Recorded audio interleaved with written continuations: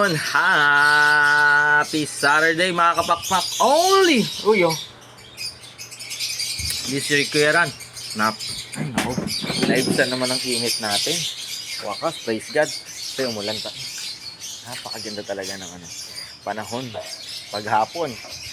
Diba? Medyo umaambon-ambon pero salamat umulan ng bahagya para at least sumamig-lamig ang panahon. So ingat po tayo again mga kapakpak. Especially syempre, hindi lang po ang mga ibon ang kailangan nating pag-ingatan, pati po ang mga health po natin kasi sa sobrang init po talaga baka ma-dehydrate baka alam niyo na po ang nangyari sa mga may high blood po.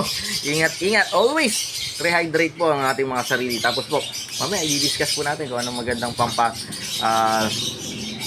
ibsan pag sa kainitan. So usually ang ginagawa natin ay magpalit-palit lang po talaga kayo ng water 2 to 3 times kung sakali para at least fresh yung mga ibon natin. Ingatan nyo po natin sa mga direct na init. So mainit po talaga at mas ayusin po natin yung ventilation as much as possible. Merong electric fan, ganun nga lang, medyo madadagdagan ng bayad sa kuryente pero mahal natin ang mga ibon natin, diba? so kung may exhaust para at least umiikot yung init, diba? Napapalitan yung init ng lamig. So, mas magandang maayos ang air ventilation natin. Check nyo lang din. Again, syempre, kung saan nyo po kami napapanood, kung first time nyo po kami napanood, dito sa YouTube, Facebook, or sa TikTok, this is Kuya Dan only. Ay, napakasarap talaga magkape. Salamat sa ating misis na nag-prepare.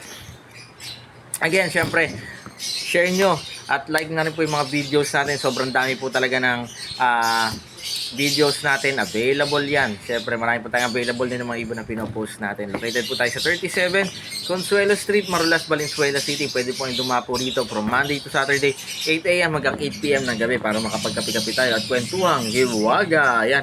At ang good news kapakpaka, nagdi-deliver po tayo sa buong Metro Manila, Luzon, Visayas at Mindanao. For more info, message lang po kayo dito kay Kuya Dan only. Diba?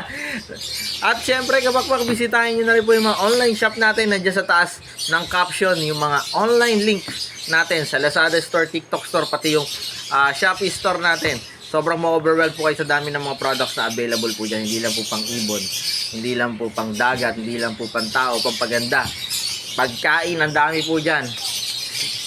Sobrang ma-overwhelmed po kayo. Available po itong sticker natin. Pwede po kayo manghingi. Libre po ito. Papadala po natin yan. So sa mga nag-order sa Shopee, sisikapin natin makapagpadala po na itong sticker ng Dan Sibunan. Di ba? Again, syempre, lagi nyo po tatandaan kapakpaka. Mas masaya po ang buhay pag may alagang ibon sa bahay. Life is happier with birds at home. God bless sa lahat. Bye-bye.